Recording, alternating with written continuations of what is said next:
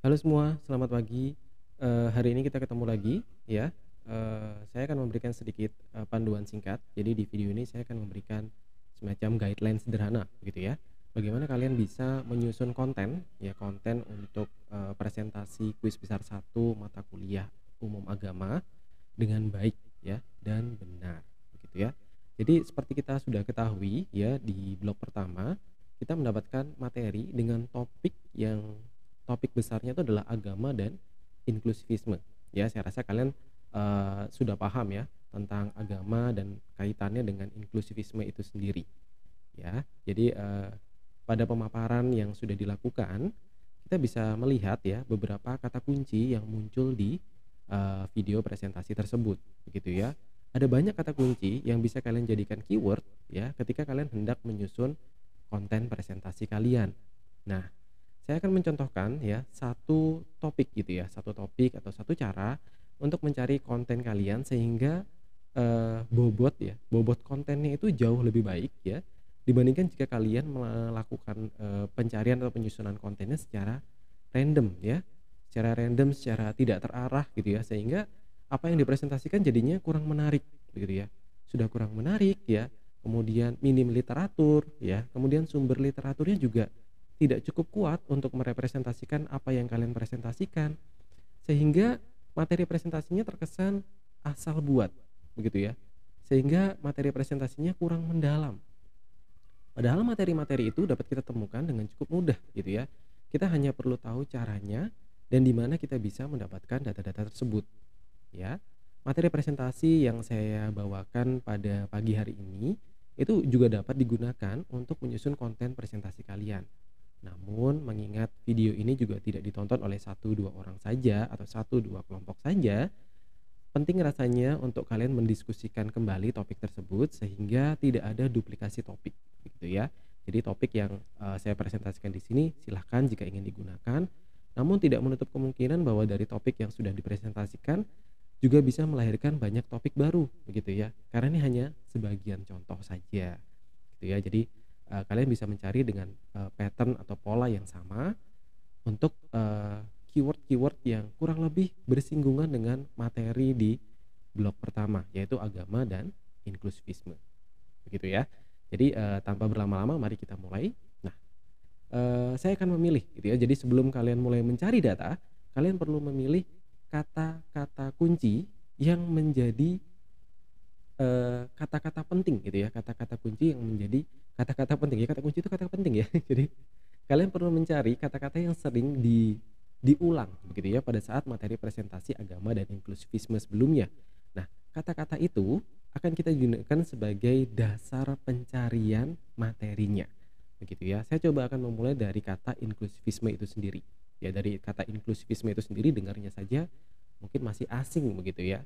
Tapi kalau kalian sudah eee, mengampu, mata kuliah ini gitu ya, atau kalian sering baca berita, saya rasa kata inklusivisme ini bukan sesuatu yang asing gitu ya. Jadi mari kita mulai dari sana gitu ya. Oke, seperti biasa kita memilih, search engine begitu ya, kita butuh search engine yang cukup baik gitu ya, kalian bisa menggunakan apa saja sebenarnya tidak harus Google, mau pakai Bing juga boleh atau kalau misalkan tahu search engine lainnya yang kalian rasa lebih nyaman silahkan digunakan. Ya saya akan menggunakan Google yang paling umum dipakai gitu ya. Jadi saya buka Google gitu ya, sebenarnya di-searching langsung di browser juga bisa, tapi saya lakukan, dengan cara yang paling paling sederhana. Jadi masuk ke Google-nya, kemudian saya cari, kata inklusivisme gitu ya. Kata kuncinya ini saja. Nah, dari sini kita bisa melihat ya, bahwa dari kata inklusivisme ini ada sekitar 30.400 gitu ya. 30.400 artikel yang bersinggungan dengan kata inklusivisme itu sendiri. Nah, itu masih cukup banyak untuk dipilih ya, sehingga, pada page-page pertama, jadi page pertama, page kedua, sampai page kelima, paling mentok page ke-10, kalian bisa memilih ya, artikel-artikel yang sekiranya menarik buat Anda. Gitu ya. Tetapi tidak hanya menarik ya, karena fase keduanya atau tahapan kedua setelah ini itu lebih penting daripada yang kita lakukan pertama kali. Gitu ya. Dari sini mungkin kita akan memilih dulu ya. Jadi kita lihat dulu materi-materinya, kita cari yang eh, cukup unik begitu ya, cukup unik yang mungkin belum diambil oleh kelompok lainnya. gitu ya. Kita cari inklusivisme. Kalau dari sini masih masih umum ya, masih umum gitu ya. Inklusivisme, humanisme di pesantren, toleransi dalam perspektif inklusivisme. Oke, kita buat inklusivisme ini lebih lebih ini cari mungkin lebih spesifik gitu ya. Mungkin inklusivisme agama tertentu, misalkan inklusivisme Hindu di Bali gitu ya. Misalkan ya, ini contoh aja ya, contoh. Kita lihat lagi, kemudian kalau misalkan kalian menemukan sesuatu yang menarik ya, seperti ini misalkan ya, inklusivisme dalam perspektif agama Hindu, ini kalian bisa jadikan sebagai materi gitu ya. Kelihatan di sini sumbernya adalah proceeding ya. Jadi literatur atau referensi yang disarankan ya untuk digunakan sebagai konten presentasi adalah literatur-literatur yang berasal dari jurnal ya, seminar ya, seperti proceeding baik jurnal nasional maupun internasional ya, bebas ya, yang pasti jurnal-jurnal ilmiah ya yang sudah diakukan itu bisa kalian gunakan sebagai referensi, dan itu adalah referensi yang baik ya, bukan jurnal-jurnal dari bukan jurnal ya, materi-materi atau konten-konten berita dari blog-blog yang sumbernya saja kurang kredibel gitu ya, tidak dapat dipercaya. Itu bisa saja ditulis oleh perseorangan dengan pendapat subjektif yang mungkin kurang bertanggung jawab gitu ya. Jadi kita bisa pilih gitu ya, kita bisa pilih. Misalkan di sini ada pola kerukunan antar umat Islam dan Hindu di Denpasar Bali. Ini menarik gitu ya. Kemudian di sini ada inklusivisme dalam perspektif agama Hindu. Ini boleh ya. Kedua ini boleh. Kita pilih salah satu ya. Misalkan dari ResearchGate. Ini juga bagus ya. Ini adalah materi-materi yang boleh dikatakan cukup ilmiah gitu ya untuk dibawakan. Jadi kita pilih tidak asal yang tidak asal berita gitu aja ya. Tidak asal berita yang bombastis gitu ya. Kalau kita lihat sumbernya, lah ini sumbernya dari apaan nih gitu kan. Jangan dari blog itu saja ya. Saya pilih dari yang ini dulu. Misalkan ada pola kerukunan antar umat Islam dan Hindu di Denpasar. Nah, gitu ya. Kemudian kita bisa lihat download full text-nya. Ini kita bisa download saja atau read full text ya. Kalau misalkan kita bisa read di sini akan lebih mudah ya. Seperti ini ya. Nah, kalian sudah dapat satu materi yang mana di materi-materi yang ada di dalam ini boleh kalian masukkan sebagai konten presentasi. Gimana cara mengambilnya? Di parafrase ya. Yang perlu dilihat hanya beberapa bagian saja ya. Kalau kalian cukup ingin menelaahnya secara detail, kalian bisa baca dari awal sampai akhir ya. Tetapi kalau misalkan kalian ingin membaca dengan cepat, kalian bisa baca pendahuluannya ya. Jadi di bagian-bagian awal, terus kemudian kalian bisa pergi ke sub bagian yang lebih spesifik. Ya, ini agak lama ya. Ternyata materinya cukup banyak. Ya, ini pentingnya mengetahui teknik atau cara mendapatkan materi dengan cepat ya dan benar. Ini kita cari bagian akhirnya. Jadi di bagian akhir itu biasanya ada kesimpulan ya, solusi dan sebagainya ya. Ternyata banyak banget materinya. Oke, ini sudah referensi. Nah, ini dari jurnal yang kita ambil gitu ya, dia juga pasti merujuk pada referensi-referensi tertentu. Nah, kalau ada bagian kata-kata di sini yang kalian parafrase ke dalam konten presentasi, kalian juga bisa mengambil daftar rujukan yang ada di sini. Jadi disesuaikan ya, misalkan ada penggalan kata di sini yang mengambil data dari Abdullah Irwan gitu ya, kondisi sosial dan bayangan disintegrasi tanpa ujung. Nah, kalian bisa memasukkan ini sebagai referensi kalian. Tentunya ini akan menjadi poin plus buat kalian ya. Mengingat konten materi itu harusnya berdasarkan data ilmiah. Nah, di bagian penutup ini kalian bisa baca begitu ya. Jadi kurang lebih apa sih yang mau disampaikan oleh materi yang ada di sini ya. Jadi kalian bisa baca-baca dulu, terus kemudian kalian ambil beberapa potongan kata materi yang ada di sini untuk kalian masukkan sebagai materi di konten presentasi kalian. Gitu ya. Jangan lupa ya disebutkan dulu ini diambil dari mana, dan jangan copy paste, diparafrasekan. Ganti dengan kalimat atau kata-kata kalian yang jauh lebih sederhana yang kalian bisa ceritakan lebih dalam ya. Mungkin kalian bisa print dulu gitu ya papernya, terus kemudian kalian highlight bagian yang nantinya bisa kalian baca begitu ya, terus kemudian kalian baca setidaknya sekali dua kali untuk kemudian kalian coba presentasikan dengan gaya kalian sendiri. Itu yang pertama ya. Jadi pertama kita berangkat dari Google ya. Pilih satu keyword, kemudian kalian cari yang menurut kalian artikelnya cukup menarik untuk dimulai pencarian katanya ya. Setelah kita mendapatkan artikel yang pertama, kita berangkat ke artikel pendukung ya. Kita butuh lebih dari satu artikel pendukung sebenarnya ya, tetapi kalau misalkan materi artikel pendukungnya sudah cukup kompleks begitu ya, saya rasa itu sudah lebih dari cukup ya, satu itu udah lebih dari cukup. Karena biasanya dalam satu jurnal dia merefer ke beberapa literatur. Nah, literatur-literatur itu bisa kalian masukkan ke konten presentasi kalian lagi gitu ya. Jadi kita sudah punya satu jurnal ya atau satu paper tadi, kemudian kita berangkat ke tempat yang lebih spesifik yaitu scholar.google ya. Nah, ini ya di Google Scholar kita bisa mencari materi atau referensi yang jauh lebih spesifik ya, karena di sini isinya sudah pasti jurnal. Kalau yang Google tadi itu materinya lebih umum ya. Dia berita juga ada gitu ya. Artikel dari blog juga masuk. Tapi kalau di Google Scholar ini spesifik untuk yang paper dan jurnal gitu ya. Tadi kebetulan kita dapat yang paper gitu ya dari ResearchGate. Yang ini kita coba ambil dari Google Scholar-nya gitu ya. Kita cari inklusivisme gitu ya. Nah, untuk mencari materi pendukung, nah kali ini materi pendukungnya atau topik yang kita pilih itu harusnya lebih spesifik lagi. Jangan kembali ke kata pertama atau keyword yang lebih general. Jadi kalau tadi bersinggungan tentang agama Hindu, ya ini contoh aja ya. Kalian bisa menggunakan agama apa saja, itu enaknya. Di Bali gitu misalkan, ada nggak ya? Nah, kita lihat ya, inklusivisme Hindu di Bali. Nah, misalkan ini ya.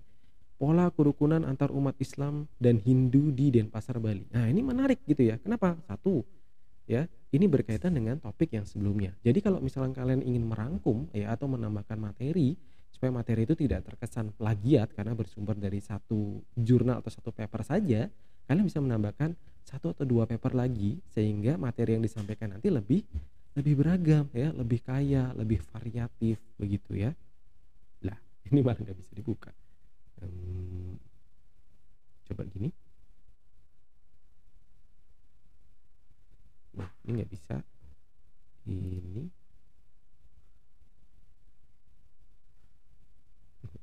kok nggak bisa ya. Kita coba cari yang lain gitu ya. Inklusivisme.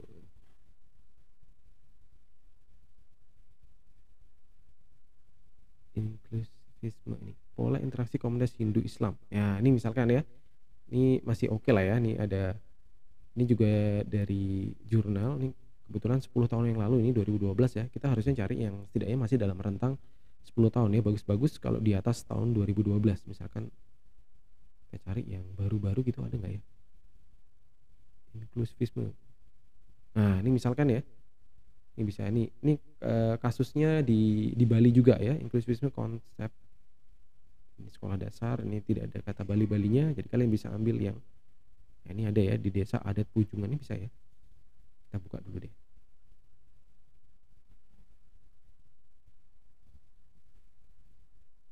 Nah, oke lah ya, dibuka di sini masa nggak bisa?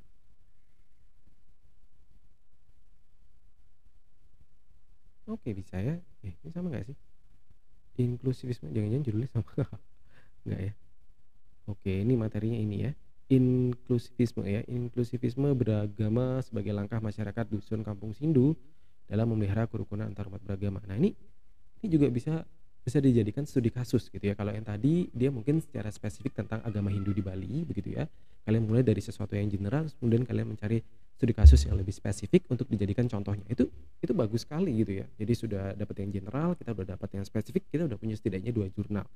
Yang mana setiap jurnal itu pastinya merefer lebih dari 10 ya, 10 dari artikel ini ya. Dari situ kita sudah nggak perlu repot-repot mencari artikel berita gitu ya. Sebenarnya seperti itu udah lebih dari cukup ya. Oke. Nah, kemudian ada kata kunci lagi yang lebih menarik berkaitan dengan inklusivisme ya. Jadi kalau kita ngomongin inklusivisme sebenarnya itu tidak terlepas dari makna kata toleransi itu sendiri gitu ya. Itu deket banget ya artinya. Jadi kita bisa cari indeks toleransi ya umat beragama di Indonesia gitu misalnya. Nah, ini ya, kita bisa lihat gitu, cari yang materinya terbaru gitu ya. Jadi misalkan nih hasil indeks kerukunan umat beragama di Indonesia. Jadi kalian bisa sangkut pautkan ya masalah inklusivisme tadi dengan indeks toleransi yang ada di sini ya, di Indonesia terutama. Nah, ini kebetulan nih datanya 2021 ya. Bagus sekali nih, kalian bisa ambil data-data yang ada di sini karena ini biasanya mengacu kepada Puslitbang ya, nih Badan Litbang dan Diklat Kementerian Agama ya melakukan survei ya, kemudian kita bisa ambil datanya ya. Nah, data-data ini bisa kita jadikan materi ya, materi pendukung ya, sesuatu yang berhubungan dengan eh, nilai kuantitatif itu pasti menarik gitu ya. 90% masyarakat Indonesia ternyata belum mengerti, belum memahami konsep inklusivisme misalkan itu. Siapa yang nggak menarik? Siapa yang nggak tertarik dengan eh, data-data tersebut? Gitu ya, itu adalah nilai jual dari sebuah konten presentasi. Ya, ini bisa dijadikan materi. Jadi kalian bisa menggunakan artikel ini untuk mendukung dua hal yang sudah kalian paparkan sebelumnya. Yang pertama tentang inklusivisme agama Hindu di Bali, kemudian studi kasus inklusivisme ya terhadap suatu tempat objek di Bali. Kemudian kalian kaitkan dengan indeks kerukunan umat beragama di Indonesia. Gimana sih sebenarnya indeks kerukunan beragama di Indonesia secara garis besar? Dan yang terakhir, materi yang paling penting adalah dari Kementerian Agama itu sendiri, gitu ya. Nah, coba kita searching Puslitbang gitu ya, Puslitbang Kementerian Agama. Ini karena kita bahas agama itu, kita punya Kementerian Agama ini pasti juga memiliki data yang bisa kita gunakan untuk mensupport ya materi presentasi kita. Kita lihat ya, apakah ada yang menarik gitu ya. Indeks toleransi gitu misalkan ya, soalnya terlalu umum gitu, dia munculin cuman itunya doang. Nah, ini ada ya, ada policy paper Kemenak gitu ya, policy paper Kemenak. Ini menarik ya, coba kita buka ya. Nah, ini tahun 2021 dan kita lihat potret kerukunan masyarakat Indonesia 2020 tantangan dan solusi. Sebenarnya dari satu paper ini yang diberikan atau dikeluarkan oleh Kementerian Agama, kita sudah bisa membuat konten kuis besar gitu ya, tanpa harus mengacu kepada ketiga konten sebelumnya. Ya, dari sini kita bisa mengambil materinya. Kita lihat ya daftar isinya. Ini kalau kalian simpulkan itu akan menjadi materi presentasi yang sangat baik sekali. Kenapa? Yang mengeluarkannya Kementerian Agama gitu ya. Kita nggak perlu mengacu pada referensi atau artikel-artikel lainnya, karena mereka lah yang punya kepentingan gitu ya, punya kepentingan untuk menghasilkan data-data ini buat masyarakat Indonesia. Coba kita lihat ya. Status sosial keagamaan, kondisi kebijakan kerukunan, analisa masalah, dan kemudian rekomendasi. Ini sudah jadi satu materi presentasi yang baik gitu ya. Dan apa yang kalian temukan pada PDF ini begitu ya. Ini menjadi suatu apa ya, solusi gitu ya.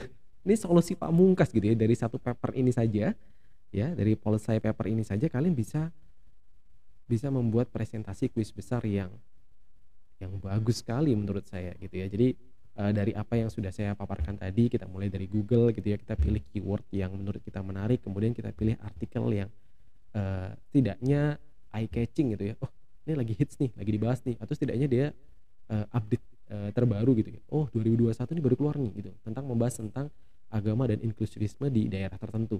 Itu bisa kita ambil, kemudian kita berangkat ke Scholar ya. Di Scholar kita bisa cari jurnal atau paper yang mendukung tentang artikel yang tadi ya. Jadi kita cari nih artikel pendukungnya gimana nih, supaya materi yang kita presentasikan jauh lebih menarik. Jadi tidak hanya bersumber dari satu artikel saja yang biasanya itu akan diartikan plagiarisme. Jadi tingkat plagiarismenya tinggi. Nah, supaya tidak plagiat, kita ambil dari sumber yang lainnya untuk kemudian kita pelajari, kita analisa gitu ya. Jadi kita analisa paper ya secara cepat, baca pendahuluannya, lihat kesimpulannya, kemudian cari poin-poin yang dia tegaskan, yang dia detilkan terkait dengan kesimpulannya tadi. Kalau tadi dia bilang toleransi agama di daerah X itu bermasalah, kalian cari poin mana sih di dalam jurnal tersebut yang menjelaskan itu dengan rinci. Kemudian kalian ringkas dan kalian utarakan. Itu satu orang saja yang membahas gitu ya. Nah, itu sudah jadi materi yang menarik gitu ya. Setelah kalian berangkat dari scholar.google, kalian bisa cari, kaitkan dengan indeks toleransi beragama di Indonesia yang tadi sudah saya sebutkan. Nah, materi yang ketiga atau fase yang ketiga tadi itu bisa diterapkan di semua artikel atau konten presentasi setiap kelompok. Jadi itu sifatnya umum ya, general, karena itu adalah data umum begitu ya. Sementara untuk policy paper ini saya rasa hanya bisa dibahas oleh satu kelompok saja, karena kalau diambil semuanya ya materi jadinya plagiat gitu ya. Gitu. Jadi kalian yang satu kelompok boleh membahas ini, yang satu artikel penuh ini, tapi kelompok yang lainnya mungkin hanya mengutip sebagian saja, sementara dia butuh artikel support lainnya, begitu ya.